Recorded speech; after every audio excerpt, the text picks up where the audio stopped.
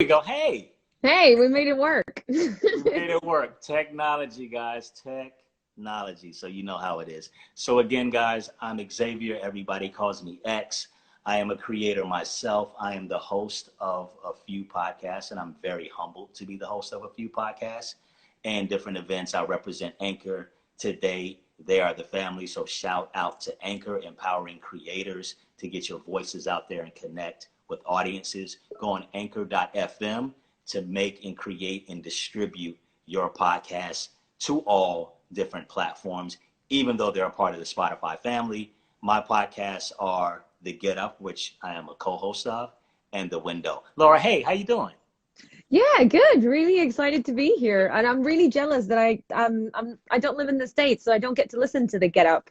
I was We're looking gonna forward to listen to it. we're gonna work on that. I'm gonna figure out a way, even if I gotta record it on my phone for you and send you an audio file. I'm gonna figure out a way to get it to you because I feel like we vibe and you're gonna like what we're talking about. Oh I yeah. do want to officially say the name of the event so everybody really truly understands why we're here. This is Creator Soundcheck, and it's how to build trust and keep your listeners informed.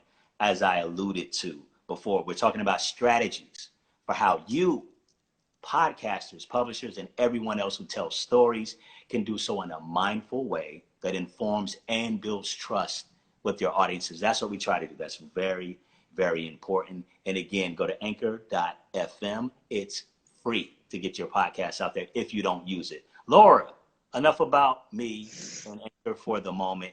It's going to be all about you and First Draft because you're the one with all the knowledge. I'm sitting here learning from you too. So you got a lot of knowledge. I'm going to let you introduce yourself if you don't mind. Hi everybody. First of all, thank you so much for the opportunity to be here. My name is Laura Garcia. As you can guess from my surname, I'm got Latina origins. I come from Mexico. I think my mom and my sister are 100% in the crowd, just spamming it with little Mexican flags. Hey, what's up, mom? What's up, sis? And my job at First Draft is I'm the training and support manager. It's my job to figure out how do we teach communities how to become resilient towards possibly false or harmful information in the moments that really matter, right? Like elections or global pandemics, when the information that we share with each other is kind of almost life and death sometimes. Yeah, you got some Mexico shout outs up here. Somebody said, what's up, Laura? So you're getting love already. Laura, I think it's kind of time to get into the conversation and get all this knowledge. I don't want to just keep chatting it up without everybody that's tuned in. We got well over 100 people, 150 or so people plus out there. So we're glad you're here. Thank you for joining us on a Friday. So I'm going to kick it off with this one. You ready? Bring it on. Why is it so important for podcast creators to understand how people relate to online information? Oh man, this is such an important question because it starts by recognizing that you, me, my mom, my boss, my colleagues, we all have an emotional relationship to information. We act out our identities Mm, online by the information that we share with each other, right? So you're telling us, I'm a podcaster, I have this podcast and it's about these things. What you're really saying is, this is what I care about, right? right, This is what it says about X. This is what it right. says about me. Exactly. Um, yeah, and it just means that it's really not about facts, but it's about that relationship that we have with the information. And I don't know about you, but like 2020 has been a whole other challenge on this side of the pond. Absolutely on this side. I think everybody feels like this is a crazy, crazy year, no matter where you live. So that shout out to everybody in the UK, the US, Indonesia. We see you on there, India, all of you guys. It's been a crazy, crazy year. So we definitely relate to that. So that being said, in the emotional aspect and connecting with the information, that's also about what's underlying and underneath all of that is connecting with our listeners as a result. So how can creators make sure they're being mindful about the content they're including in their shows? Because that all ties together, and you gotta get that right to make that connection properly. Yeah, and you gotta have that right really quickly and sometimes on the first go, right? Because your Yeah, listeners are very discerning and might not give you a second chance to try again. right. And And that being mindful is recognizing that we're all being bombarded with information from so many different sources that you as a podcaster make a choice when you Yeah. decide what you're going to talk about, who you're going to interview, what voices you're going to amplify on your show, what you say with your own voice, what you use your platform for, and Yeah. recognizing that, kind of like, to use a comic book analogy, because I'm a bit of a nerd, like Uncle Ben says to Spider-Man, with great power comes great Great responsibility. responsibility. Yes. Exactly. And that plays out the same, right? And as a podcaster, if you make it clear how much care you put into what you choose to share, your audience will respond to that. And it's about showing that mindfulness and that awareness of how important the role that you guys all play, right? Podcasts are also super intimate. Like, we all listen with our headphones in. Your voice is in someone's head. You have such Yeah. a nice voice, X. And it's Thank just you. like, I was listening to the window on my run, and I'm just like, have your voice inside my head. It's a super, like, personal It is. thing. You know, Yeah. and that being said, on the other side of it, when people come to me, especially when I share something personal on the show, and then someone who listened to the show references that thing in my life, on the other side, it catches me off guard because I'm like, wait, we talked about that? And it's like, yeah, like we actually talked about something that's authentic and personal that connected with me, that resonated with them, and then therefore it connects back. So it's like this loop that's really important, and you build that trust and you build a bond because you are the voice in that person's ear. A piece of advice that I got when doing the window, and I was reminded about when we were prepping for the get up, is talk like you're talking to one person. Obviously, if we're all fortunate enough to know that there, are more than one person, there more than one person listening at a particular time, but talk to one person and you connect with that one person. So getting the information right is very important because it's like lying to somebody. Think of it as an actual relationship, and you don't want to come out the gate lying, or you come out the gate and your information is one way, and then they find out and they leaned in and trusted you as that source of information, and it turns out that it was wrong, and you may not get them back. So with that being said, what are some red flags that creators should be on the lookout for when regarding disinformation? So the one key thing that bad actors or anybody who wants to spread this kind Mm-hmm. of false or misleading information is counting on is that when we have an emotional reaction to information, we stop thinking. Our brains are super bad at thinking critically when something makes us really happy, really angry, really outraged, laugh out loud. And we all have Right. different like emotional trigger points. So Mm-hmm. mine, for example, are things about Mexico, because that's where I'm from and I miss my home, Yeah. and things that have to do with animal rights, because I have a cat and I love her and I find that a very personal relationship to me. Right. What and we kind of all have to think about what are those pressure points that someone might poke, trying to get us to not think critically and share things without thinking or without asking questions. Right. So, like, what would be one of yours? What do you think is one of your pressure points? Oh, my family for Mm-hmm. sure. In general, I'm about spreading love and about positivity. So when I feel that there's something just has a negative overtone to it, or it really, let me say it another way, tearing other people down is a touch point for me. That doesn't sit well with me. You know what I mean? Like, for example, if we're talking about a story that's going on in the headlines, because we discussed the headlines on the Get Up, and then we end up breaking down and giving, it's three of us. So, I don't know what their stances, will be on a particular topic. We decided before we went into the show, and this is who we are as human beings, is that we're not tearing anybody down. We're not judging anybody. The show is a judgment-free zone. We're going to be opinionated. We're going to be honest about how we feel, but it's less about the person and more about the thing. So you can Mm-hmm. isolate the thing from the person and talk about that, if that makes sense. So that's one of those hot buttons for me. What are your best tips for fact checking and verifying information before it's mentioned on a podcast? So, like, my number one first tip would be look at the source. who posted that? Most Yeah. of us are not really that creative with like the handles that we use on social media.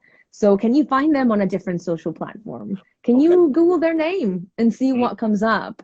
If they say, like, for example, if I put your name and Spotify into the internet, I find evidence that you work with Spotify, right? Do that before you just assume anything that's on Twitter or Instagram or Facebook or whatever. Just because it's there yeah. doesn't mean it's true. Anybody can have an account. My cat has a TikTok account.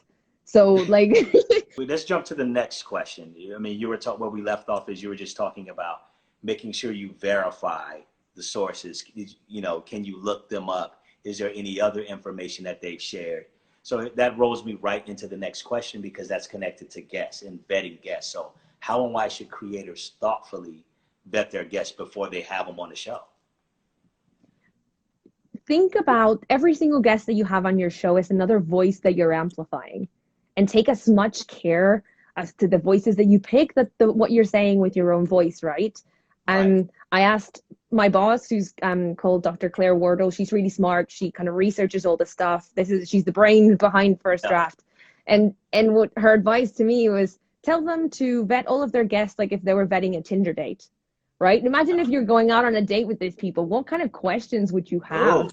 okay. um, and take that same care to the persons that you invite on your show and that you give a platform to, right? You also don't want your audience to turn back and go, oh, well, this person who's just saying things that aren't true was in your podcast 3 weeks ago, so why should I believe anything you have to say, right? Right. So basically, you know, it kills your own credibility if the credibility of your guest is just not up to what we would have it to be. How about this one then?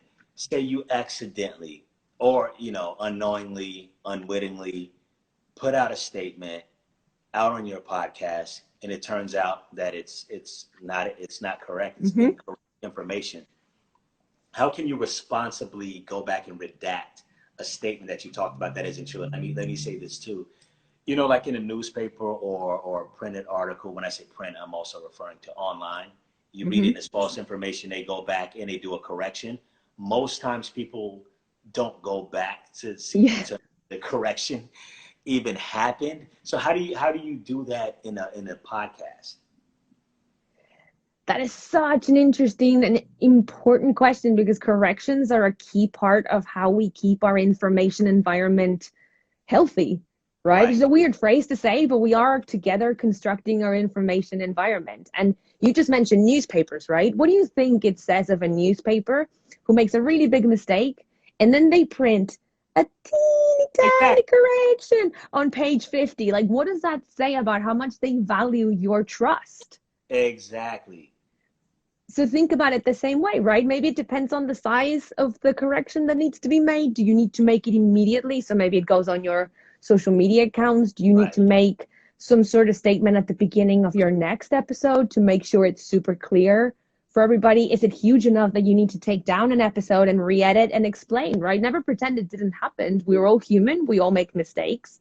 And if you're transparent with the process, owning up to them will probably even make your audience trust you more, because you'll explain, like, look, I tried my best. These are all the things that I did to check my guest beforehand, and then this still happened, and I apologize because I value this relationship and the trust that you Right. put in me.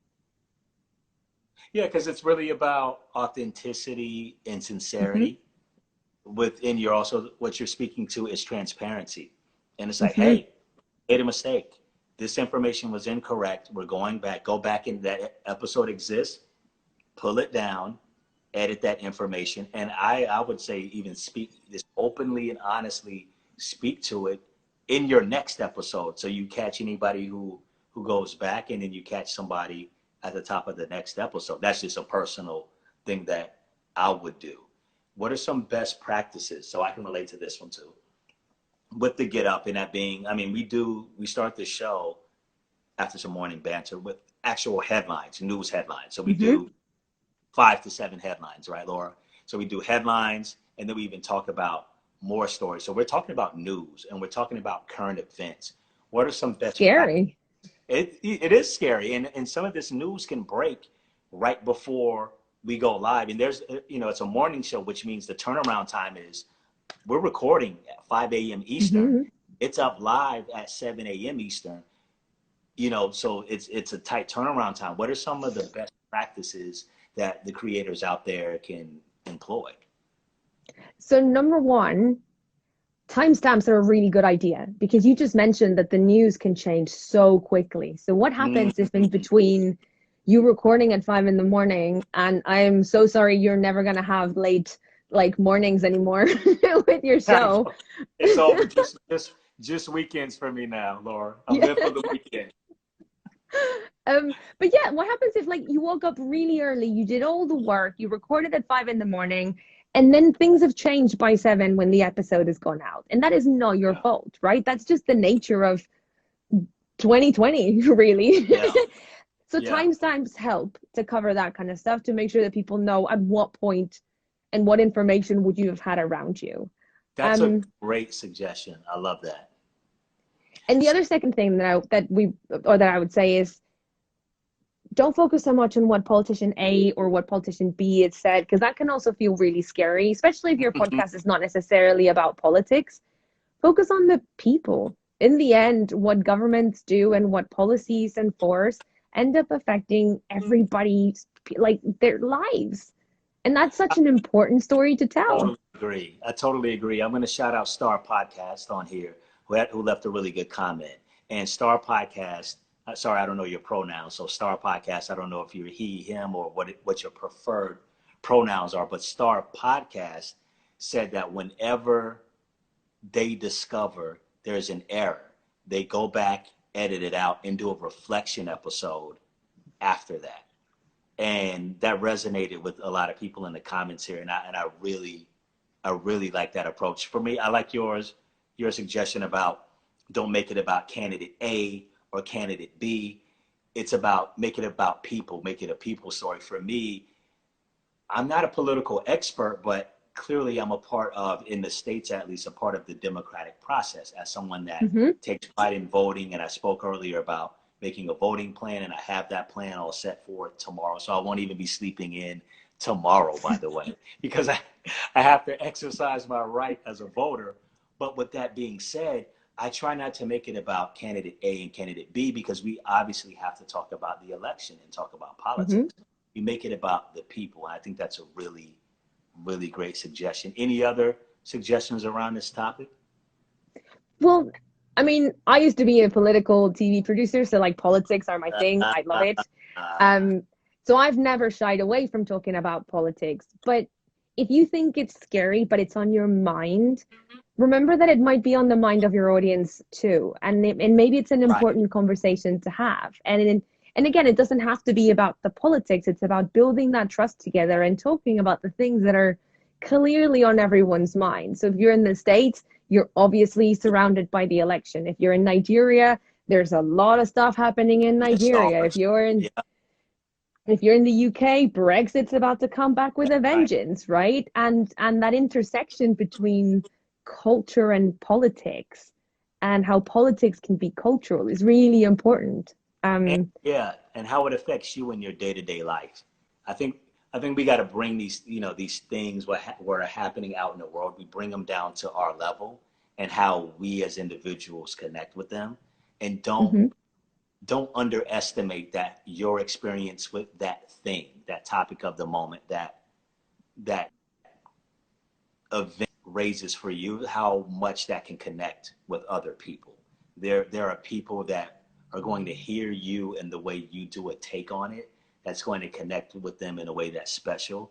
And I think I totally agree. That's where the focus should be. We could, like, we're not MSNBC, we're not, Mhm, the mhm. BBC. Leave that to them. Like, and I'm not trying to tell anybody what their show should be about, but I would take your advice and focus it on the people. Podcasters naturally have their own point of view. Clearly, that's what we're talking about right now. How do you make sure the facts are still the facts when you're getting into bringing it down to your level, as I just mentioned? How do you do that? Through authenticity, you just said it before. You guys have such an intimate relationship with the people that hear you, that invite you into their head, right? And Right. and you can say, you know what? this is what I think, and I respect what you think, but also I'm gonna do a lot of homework to back up what I'm saying, Right, right? Because what you say, think of it like dropping a little pebble into a pond, it ripples, it echoes, right, your voice echoes and right. gets amplified. And that means that there's a lot more at play when you say something on a podcast than when you say something like when you're having dinner or like chatting to a friend. How can creators use their platform for social good? It's one of my favorite areas, just because I want to do good in the world. Is truly who I am. So things like spreading messages about voting, for example. For it can be your Secretary of State's page or where they're going to be doing updates, or it can be, for example, in the UK, the rules around COVID change all the time depending where you live. It can be helping them understand that. And it's about also helping us all realize that we're in this together, which I think is a lot of what you try to say in your podcast, The Window, right? It's like this story is about Right. this person, but it could also be about me and it could also be about you. I love it. Okay, so what are some other ways that creators can establish trust with their listeners? Transparency, transparency, transparency, you guys. Just like what you and I are doing now. Instagram You're right. is fighting as hard. You're right. And we're pushing through and we're saying what's going on. We're not trying to hide it. We're not trying to sweep it to the side. We're dealing with it and we're pushing through. And that feels good. That's really good. And it also, there's humanity in it, right? And humanity is beautiful and it's appealing and we can all relate to it. And talking about your process and the completely non-glamorous parts of having to get up at 4 in the morning to record at 5, and Right. like like when I Right. was a TV producer, you stand in the rain a lot waiting for someone to talk to you, but that's part Right. of the job, right? And bringing your audience with you, and sometimes you can do it even as part of the story. You do it, for example, in The Window, when you say, well, we send them the questions and they answered by voice note, and that immediately then clears my question of, well, did X go and talk to someone and get really close during COVID when he shouldn't Right. have, right? Now I know you. Right. That's such a great point. Since you brought up the window, I want to talk about the window a little bit, and not from a promotional standpoint, but I want to raise it up as a case study when we're talking about different ways of vetting information. And I want to share something.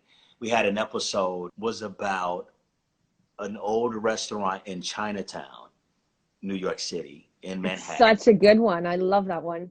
Right. Oh, I'm really glad you liked it. I thought he was fantastic.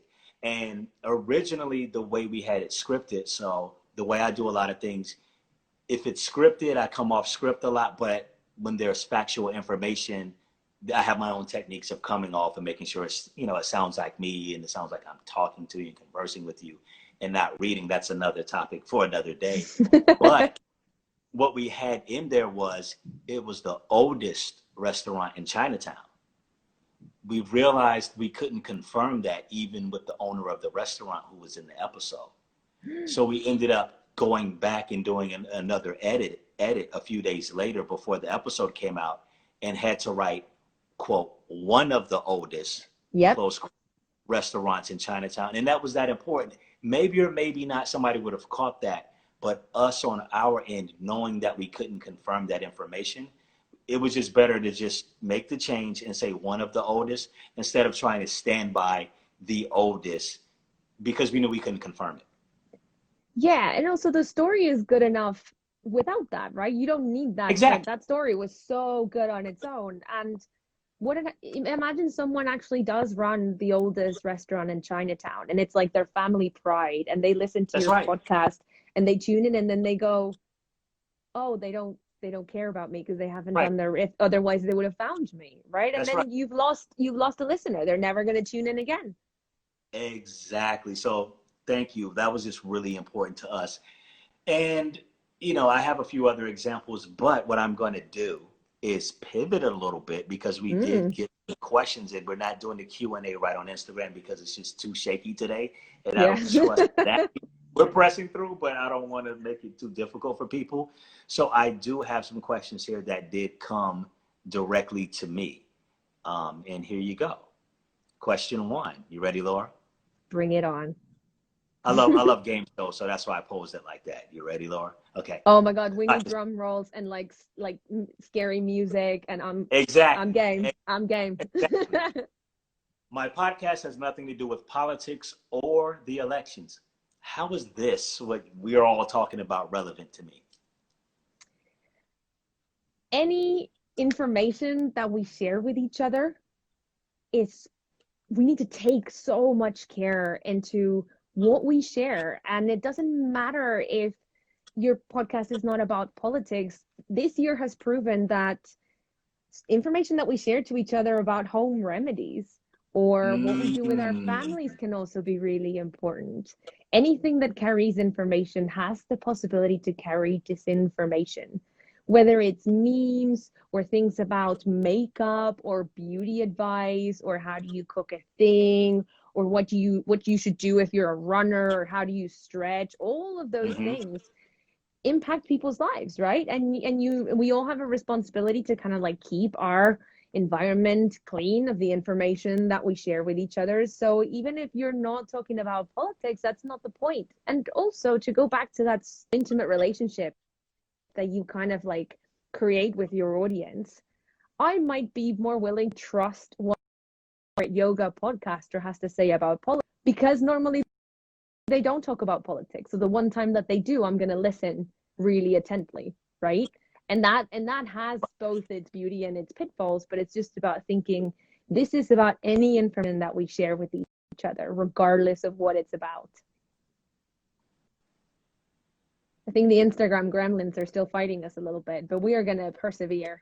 We We're will persevering, overcome. but we shall overcome. We got just a few minutes left, and I could still hear you the whole time, even though it was freezing up. And I think the rest of the people tuned in could hear it sort of in this information that they're deeming useful. You guys are being really, really positive in the comments, and I'm personally appreciative of that. And I can speak on behalf of Laura and tell you she is too. So Same, yeah. we are not discouraged at all, as you aren't either. Okay, question two, Laura, are you ready? Bring it on. It's just not on my podcast. I see my friends and family sharing a lot of information I'm not sure is right. What can I do? That is the hardest conversation to start, isn't it? When like your uncle's sharing stuff on that WhatsApp group and you're like, I'm not really sure where you're getting your information. Right. I don't know about that. Yeah, and we've all got like that one family member or that one friend, or maybe we are that person every once in a while. Oh, I hope not. Yeah, hopefully not. But I think it's going back to the first thing. We all have to recognize that we share things with each other coming from an emotional place. So your uncle might be sharing that with you because he's trying to keep you safe. They're like, well, I don't know if it's true, but just in case it is, I want you to know. And addressing those conversations from a place of empathy and asking like, why do you think that's true? Who said that to you? Why don't we talk about it? Why do you think they're trying to make us believe that this thing is true? Do you think maybe they're trying to get our community like to do something specific? Why is that? And starting those conversations from a place of like love and understanding is super, super, super important. And not labeling people and going like, well, you're an idiot for thinking this, because then people are just going to do the same to you back and we're never going to be able to have a conversation about anything anymore. I think you're absolutely right. So one more from my friends. What is the best tool that podcasters could use to verify information before they publish? The best tool that podcasters could use to verify information before they publish. I'm fortunate because the podcast that I have has a team of producers and I know behind them with the journalistic background. So what can the average person do? Because if I was left on my own, I would need to know this. So this is what I would really like to hear about. The surefire best tool, and it's free and you can have it on your phone, so you can even do it when you're on the go, is anything that lets you do a reverse image search. So basically, you can download a photo to your phone and then upload it to a reverse image search app. And what that app is going to do, or if you can do it into Google or TinEye, is going to search the internet for images that look like that one and tell you if it's been on the internet before. Most of the times of this information that we see at first draft aren't like doctored images or stuff that's been photoshopped or really high tech. It's old images that are published 5 years after, taken out of context. So, for example, do you guys remember at the beginning of 2020 when Australia had those awful bushfires? Yeah, I remember that. A bunch of the pictures that even some celebrities shared of the Australian bushfires were of Australia. It was on fire, but they were either from a couple of years ago or the maps were taken out of context. So Right. I think we all saw this one heat map that kind of showed like all of Australia was on fire when it was showing a collection of like 3 or 4 weeks worth of data of how the bushfires spread. And if you'd only reverse image searched it before you shared it, you would have seen when it was first published. And it is such an easy way to quickly check things. And so confession time, I totally fell for something I found on Twitter at the beginning of the pandemic. I saw this tweet What was that? from a, oh my God. So I saw this tweet from a football Twitter account from Monterrey in Mexico, back home where I'm from. And it had a picture of a baby with a black strap over their eyes to kind of like anonymize it. And it said that this kid had been given the name COVID. His parents had named it COVID after the virus.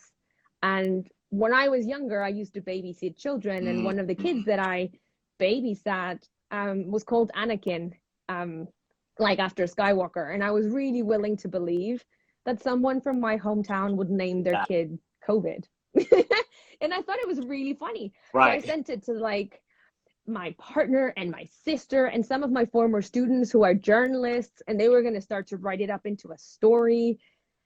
And then I thought, Laura, you didn't check it.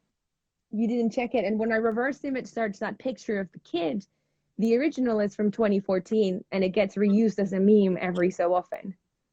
Oh man.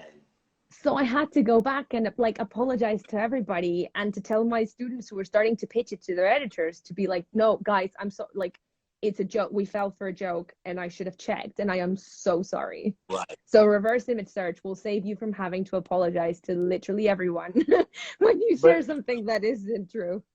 But I'm glad you were open enough to share that, because it's just a reminder that we're all susceptible to falling for any of these things, and be opening ourselves up and being truthful about it. And our experiences, whether positive or negative, whether embarrassing or exciting, is important to share. I mean, you've been teaching on this subject and you've been a TV producer. You're a big deal is what I'm trying to say. I have no excuse. Even you, Laura Garcia, it even happened. But thank you for being open and honest. Thank you for all the knowledge. Thank you, First Draft, for being here. What would you say are the two biggest things people need to take away from this?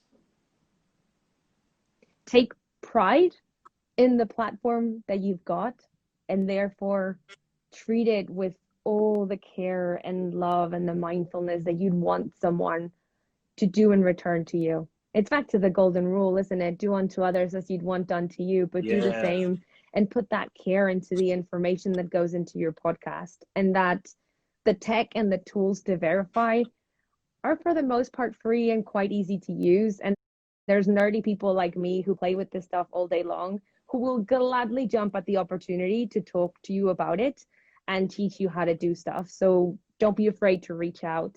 Don't be afraid to ask for help. And we're really grateful that we had this time to have a little chat, even if the Instagram gremlins are literally just fighting us.